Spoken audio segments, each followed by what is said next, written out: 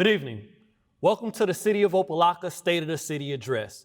I want to thank you for coming today and attending.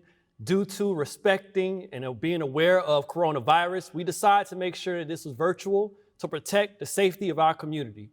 So we're going to begin with an invocation from Lady Janie Russell of Lifeline Ministries, also the president and CEO of Teen Upward Bound.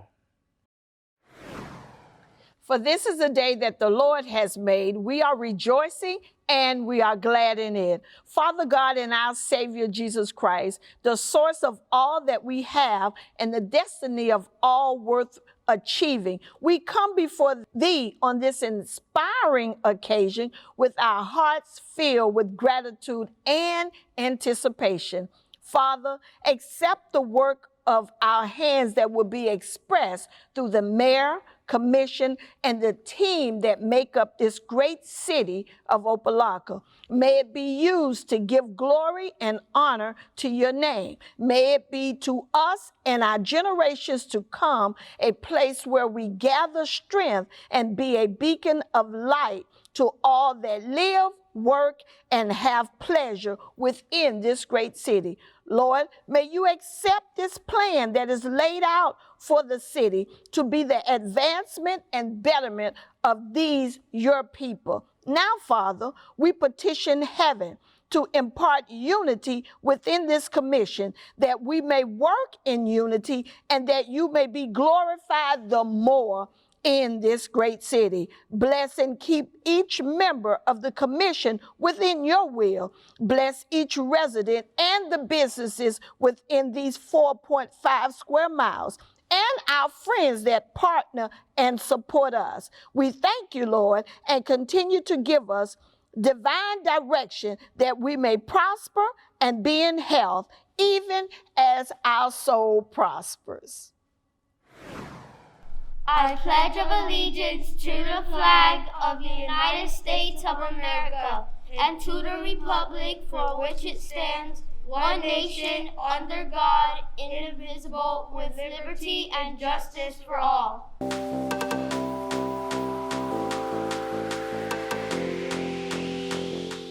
That was beautiful.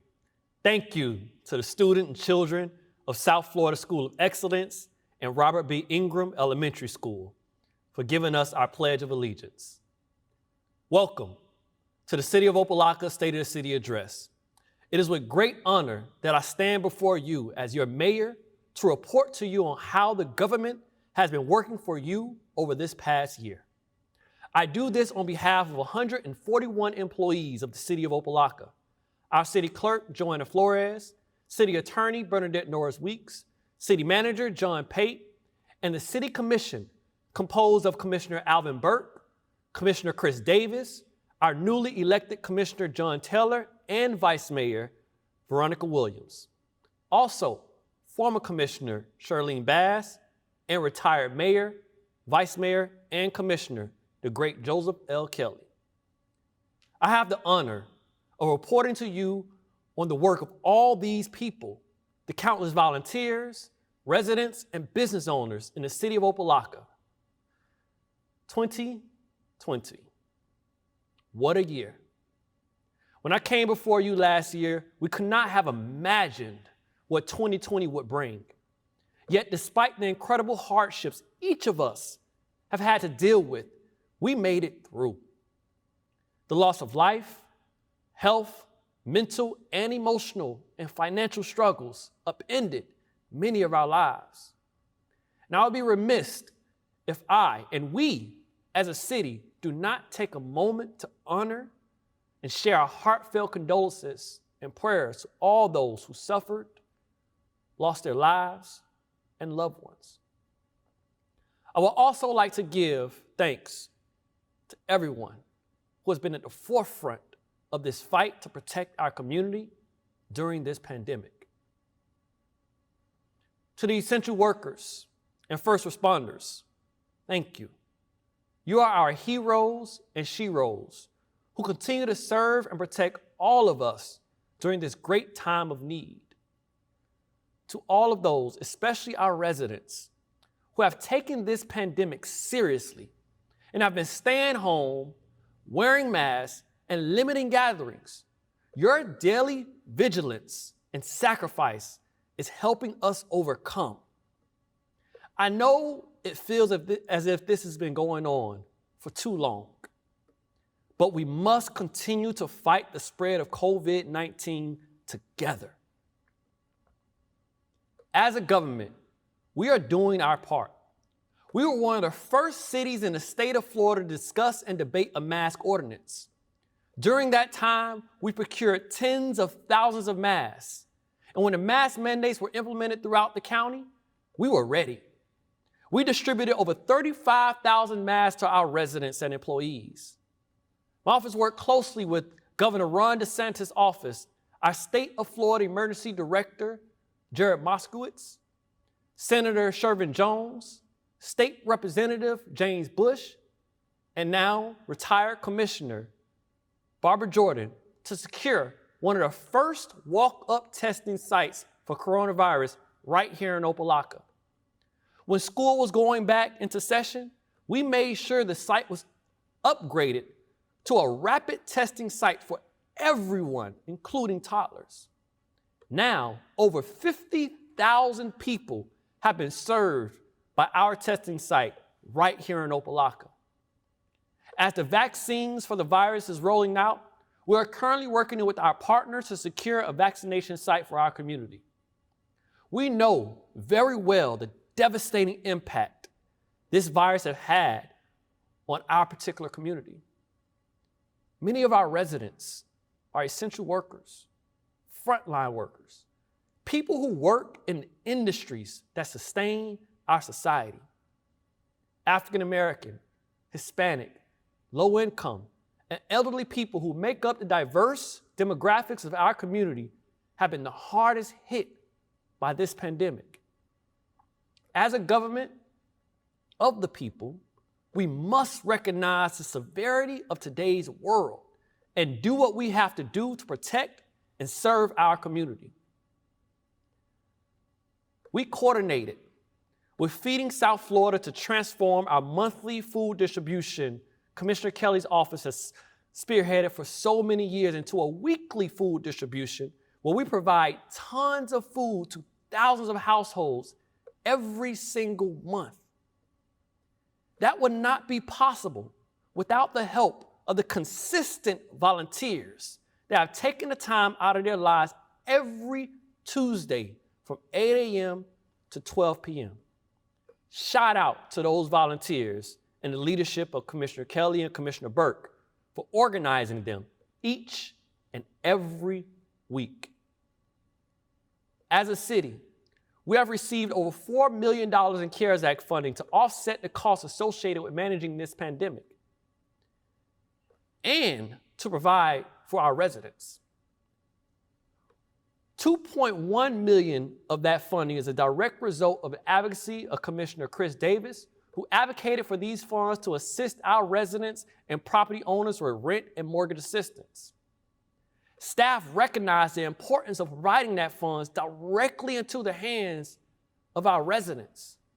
And we were able to allocate $1.6 million of that to a grocery gift card distribution, where 5,617 households in the city of Opa-locka received $500 to combat food insecurity during this time of need. Internally, we have restructured how we do business in Opa-locka to protect our government from the delays caused by COVID-19 outbreaks. Our employees work on a rotated schedule to prevent too many people in the building at one time. We have fast-forwarded plans to establish a call center that allows calls to be answered from anywhere. For those that have visited us online, you will see a completely upgraded website that is continuing to be updated with new features and online services so that this government stays accessible during this time.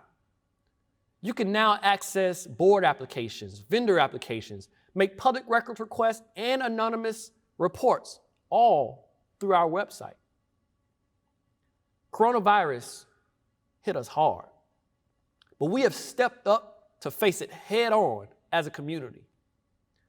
As many of you know, coronavirus is just one more challenge that we have to face as a government. When I became your mayor a little over 2 years ago, we were facing some major challenges. Number one, we were in a financial emergency that led to us being under direct oversight of the governor's office. Two, we had a water billing crisis where it was reported where 65% of our water meters were not operating up to standards. And that had a significant impact on all of us throughout the city.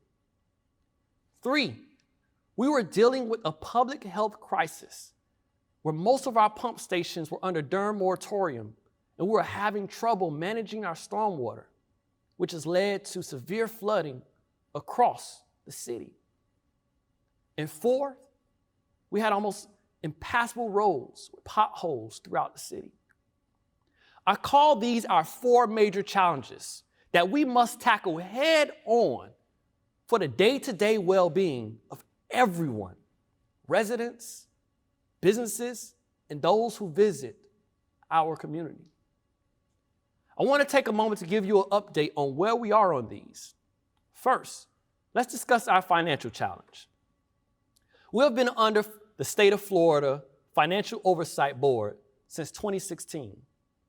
In order to get out of this financial emergency, we must submit a financial emergency recovery plan, submit our annual budgets on time to the state, have 3 unmodified opinions on our annual financial audits, a reserve of at least $3 million, and steady progress towards paying back our debts. So, where are we? Last year was the second time in a row we have submitted our annual budget to the governor's office by the August 1st deadline. We also submitted our long overdue 5-year recovery plan that will put us on track to have at least $3 million in reserves by 2024.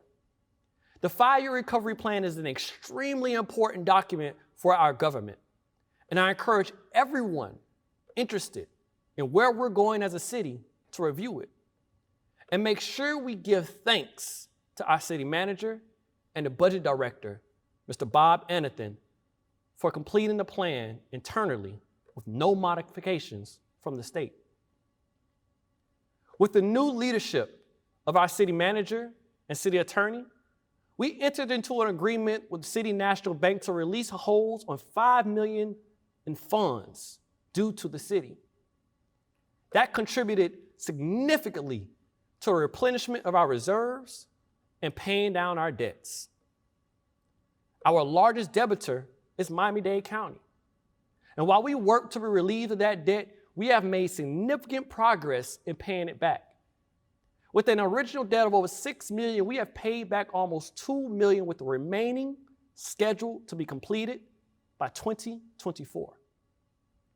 Our second largest debitor is the state of Florida, with our red light camera debt. Last year, we paid over $900,000 towards $3 million we have in debt to them. I give you these numbers because I want you to understand how important it is to get our finances right. The financial constraints we have in place right now limit investment in things we love so much: parks and recreation, public safety, our infrastructure, and other innovative ideas. However, the faster we deal with this financial crisis, the faster we can invest in ideas we have to make our community better. I cannot overstate how much hope our current team is bringing to the City of Opa-locka and those who watch us.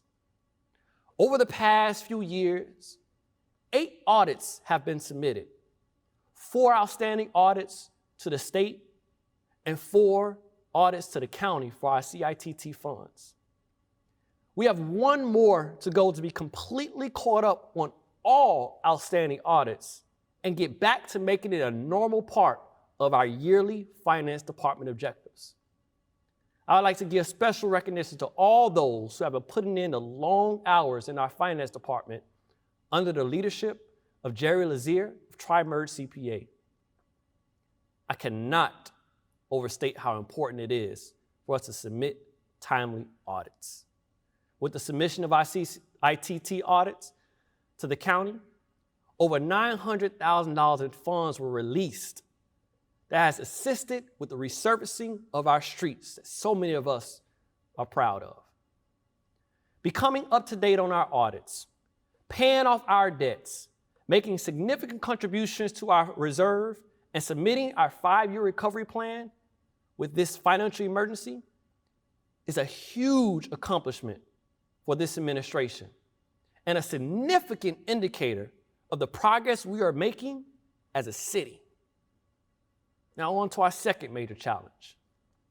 When it comes to water billing, we've also made significant headway with our partners at Miami-Dade County Water and Sewer. Out of the 5,603 water meters we have in Opa-locka, we have replaced over 5,271, 94%. There's only a few more to go.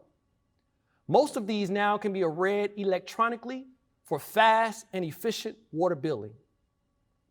Since the transition of 98% of our water accounts to Miami-Dade County Water and Sewer, we have seen an 82% increase in water revenues. Let me break that down to you. In 2018, we were receiving $6.6 million in water sewer revenues with basically the same customer set. In FY20, we are seeing revenues of $12.1 million. And that is with the collection issues everyone has been experiencing due to coronavirus. That means almost $3.5 million more in revenue that can be allocated to address our infrastructure issues that have been plaguing our city for decades. This leads me to our third major challenge, our stormwater and sewer infrastructure. When it rains in Opa-locka, the flooding across the city is unacceptable. To address this, we declared a flooding emergency in the city and solicited a group of contractors who can assist us with tackling it. We enlisted the assistance of EAC to do a citywide assessment of our stormwater system and publish a report that will lay the foundation of a multi-year capital improvement plan to address all the flooding throughout all the city of Opa-locka. We made sure that as a part of our 5-year recovery plan, that we will allocate $37 million to follow through on the projects that will be the result of that assessment. Part of what has contributed to the deterioration of our stormwater infrastructure over the years was a lack of revenues we were receiving from water billing and taxes. As a government, our main source of revenues to address major infrastructure improvements come from taxes and water billing. With the replacement of those water meters and the contracting out of our water billing, we have seen millions of dollars added to our water sewer enterprise funds. Unfortunately, not everyone in Opa-locka was contributing their fair share of responsibility to pay for proper maintenance of our water and sewer infrastructure. Therefore, this commission passed legislation requiring that every property owner pay their fair share through the annual tax assessment. This is anticipated to bring in another $1 million in revenues to tackle the flooding and upkeep of our pump stations. With the citywide assessment of our stormwater infrastructure, the allocation of $37 million in our 5-year recovery plan, and the increase in revenues we will be seeing due to fixing our water billing system and making sure everyone paid their fair share, we are on course to make sure we address the flooding throughout the city of Opa-locka. The last major challenge is one that I'm proud to report on. We have received so many comments from residents and business owners on how happy they are with our road and street improvements. As of today, we have resurfaced over 15 miles of streets throughout Opa-locka, addressing over 90% of the potholes that have been reported. Currently underway is an additional 6 miles of streets, which means that by this time next year, the city will have paved over 20 miles throughout the city of Opa-locka. Many roads like 139th and 141st that plagued the community and business areas for decades have been addressed. Much respect to Miami-Dade County and our public works team led by Director Aria Austin for being so steadfast in making sure the people's tax dollars are invested in improvements we all can see and feel. We've also kickstarted our sidewalk construction project. For many years, residents have been asking us to develop more sidewalks so they do not have to walk on the streets around the neighborhood. Last year, we began to answer that call by constructing 2.6 miles of sidewalks in our downtown neighborhood. This is just the beginning.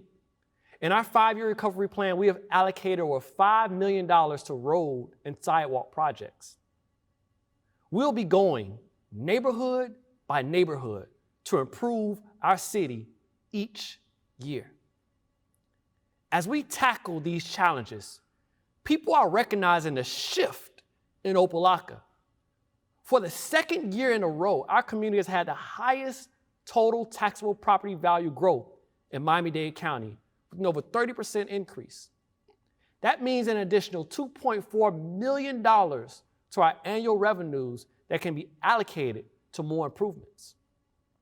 Developers have recognized the potential of our community and are investing. Lots that have been vacant for decades are transforming into new housing for families. If you drive through Magnolia North areas, you will see new homes under development. On the east side of the city, currently we have a beautiful, affordable apartment complex with 112 residential units under development called Sailboat Cove. When I attended the groundbreaking, I was impressed with developers' determination to provide quality lakefront affordable housing right here in Opa-locka.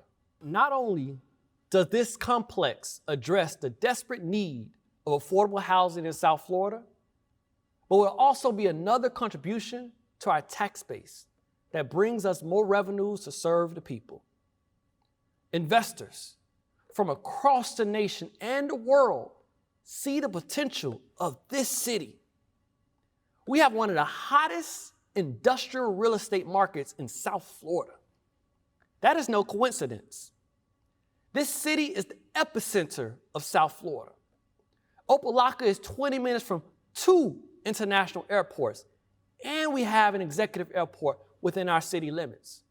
You can get to all the major highways in South Florida, I-95, I-75, 826, and the Turnpike within a few minutes of anywhere in the city. We can get to both downtown Fort Lauderdale and downtown Miami within 25 minutes. We have a railway system with tri-rail service directly to our downtown. Soon, we'll be connected to the Metro Rail system with direct access to downtown Miami and the airport. We are positioned as a unique residential community with ease of access to all the amenities South Florida has to offer. With over 60% of our property zoned for industry, we are an ideal manufacturing and logistics hub. Amazon recognized that and decided to build one of their largest distribution centers right here in Opa-locka. In the pipeline, we have travel centers, trucking facilities, and industrial commerce centers that will create hundreds of jobs for people in this community. It is important to note that college degrees are not needed for most logistical jobs. These jobs pay way above the minimum wage and create skill sets that can transfer to other job opportunities across the world. As a community, we are intrinsically tied to the Port of Miami, the airport, rail systems. And we must recognize that as a community and leverage it for the benefit of our people. These are the considerations we have as we re-envision what this city can be. We are building a new foundation for this community. Our founder, Glenn Curtis, the pioneer of the American aviation industry, developed this land with greatness in mind. As one of Miami-Dade County's oldest cities, the land was meant to be a beacon of beauty. The landscape and structures were modeled after the great Moorish Empire, the African Muslims who established one of the greatest civilizations in the world. Their innovations and contributions led to an awakening in Europe that led to the founding of our country right here in America. When Opa-locka, the original name of our community of Opa-locka, was conceived, it was meant to be an all-inclusive, upper-middle-class community. It had archery, horseback riding, golf, and community gardens. I hope that as we overcome the challenges we are currently facing, we lay the foundations for more. My colleagues on the commission and staff are dedicated to this. Commissioner Davis, along with retired Commissioner Kelly, hosted our first ever virtual park summit last year, where they brought in local experts and community leaders to discuss the revitalization of our parks and recreation program. In this year's budget, we funded the development of a comprehensive parks master plan that will guide the $1.6 million in funding we have allocated in our 5-year recovery plan to parks and recreation. We're not just talking about what we want to do to engage our community. We are investing into making it a reality. With the retirement of our longtime parks director, Mr. Charlie Brown, the city manager has recruited a new leadership team in parks and recreation. All of us are excited to see what Director Delvin Patterson and Assistant Director Joy Hawthorne bring to Opa-locka. All of these pieces to the puzzle are coming together.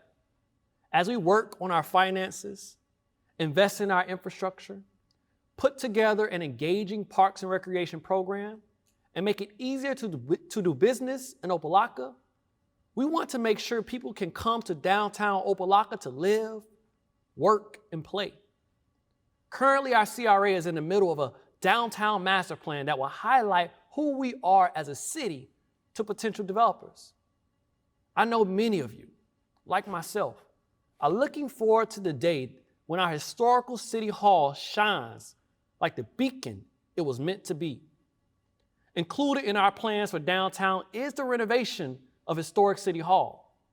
We have allocated $1.5 million in our recovery plan to see it through and enlisted grant writers who can assist us in the programming of the historic center of our community.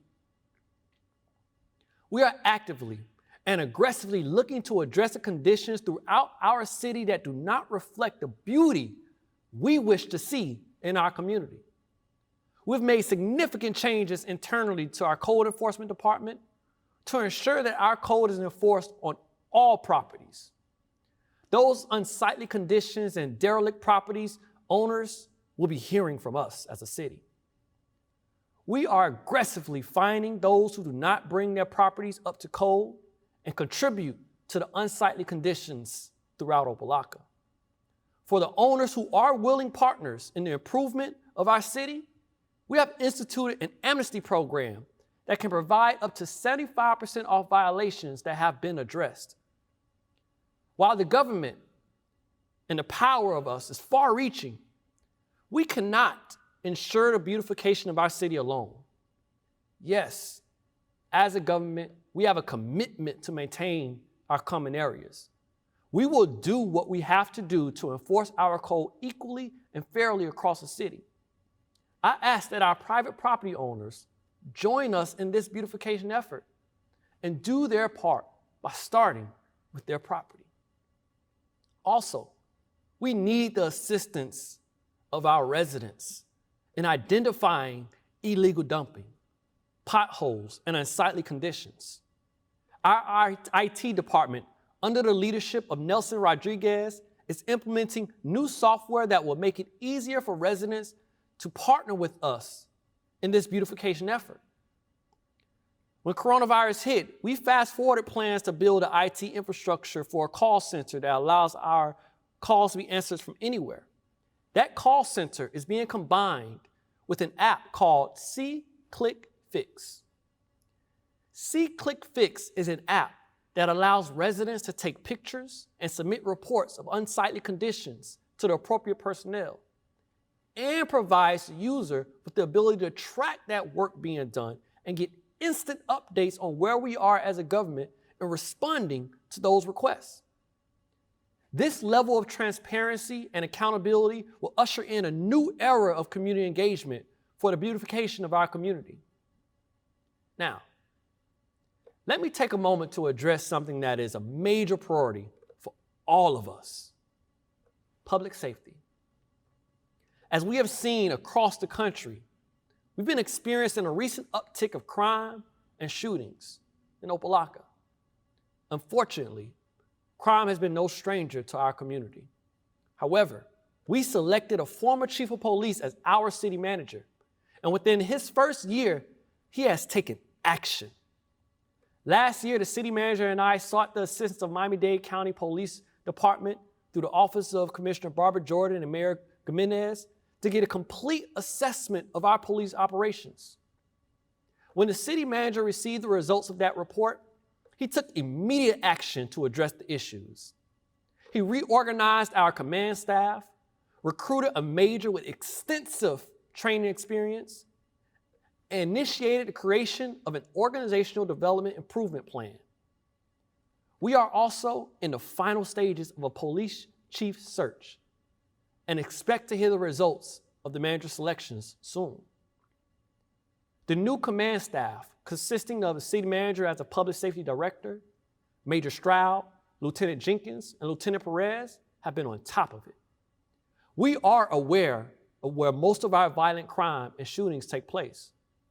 To address them, our command staff created a street crimes unit made up of 5 officers who target and combat violent criminals that plague our city. They have been achieving significant results with over 80 arrests and removing approximately 30 illegal guns, high-powered rifles, and drugs off the street. Right in the middle of one of the areas with the highest rates of violent crimes at Glorietta Gardens, we have installed a new police substation to provide rapid response to incidents and constant police presence. With license plate readers, rapid ID technology, and surveillance throughout the city, we are making it much more difficult for people to get away with crime in our city. We are also in the process of analyzing the feasibility of implementing a shot spotter program across the city to crack down on shootings. As you can see, our police force is undergoing major upgrade of equipment, command staff, vehicles, and mental health training to be prepared for 21st century policing. This new generation of leadership our residents have consistently elected over the past 2 elections are bringing the change they promise. From the repeal of outdated laws like the Pants Down law that unfairly targeted our youth, spearheaded by Commissioner Davis, to hosting workshops to stay on top of the progress of the 99 findings in the operational audit conducted by the State Inspector General's office. We are transforming this government. We have a new commission, new appointed officials, new directors. We are putting in place financial protocols so that we are never in this financial situation again. We're replacing all of our water meters to ensure proper billing. We are paving our streets, removing potholes, and making our city more walkable. We are assessing our stormwater management system and allocating millions upon millions of dollars to fix our infrastructure and stop the flooding. We are making it harder for criminals to get away with crime and building a 21st century police force. And at the same time, we are engaging our residents and property owners in a unified effort to beautify this city. Change happens when people step up. understand the policy and procedures that govern the situation, and take action. We have a long history of residents who do so. In my first State of the City address, I recognized one of them, the late Elder Nathaniel Wilcox. When I first met Elder Wilcox, he was coming at me hard, over the housing conditions at Cordova Courts. Along with our nationally recognized housing activist, Shalonda Rivers, they have kept this government and the property owners at Cordova Courts accountable to the people. In this, I want to thank you, Elder Wilcox, for impacting this city during your journey through this world. And to the family, my deepest condolences to your loss of such a great man. Another resident of Opa-locka, I want to take a moment to give his flowers while he is still here, is former mayor, vice mayor, and commissioner, Joseph L. Kelly. Mayor Kelly was born into service here in Opa-locka through his beloved mother, former commissioner, Ollie B. Kelly, affectionately known as Mama Kelly. Mayor Kelly got his start formally serving the people of Opa-locka as a coach right here at Ingram Park back in 1978, over 43 years ago. He began working in the city's Parks Department and worked his way all the way up to Parks Director. In 2000, he ran for office for the first time, and with the overwhelming support of the community, he started off as vice mayor. From there, Pastor Kelly became mayor in 2004 and continued to serve the commission until his retirement last year. We will be here all night if I were to go through the long list of achievements, from the development of Shabandi Village, which is hosting this speech right now, to the consistent events of bringing communities together, from our food distribution, movie nights, and fishing. It is people like the late Nathaniel Wilcox and former Mayor Joseph Kelly and the countless other people who contribute to the development of this community each year. We are in 2021. Already, it has been a year. Yet no matter what may come, we will be here as a city, as long as we mask up, social distance, and limit public gatherings so we can keep each other safe during this pandemic. I encourage you to follow the City of Opa-locka YouTube page and Facebook page so that over the next few weeks, as me and my colleagues set up workshops to discuss how to make sure the priorities of those who elected us are addressed, that you join us in that dialogue. So together, we can craft a community we are proud of. We are Opa-locka. We will stand strong. We will continue to serve and ensure that this government is responsive to the will of the people. I thank all those who are watching for taking the time. Share this and make sure you join us, City of Opa-locka, as we move forward together. Thank you.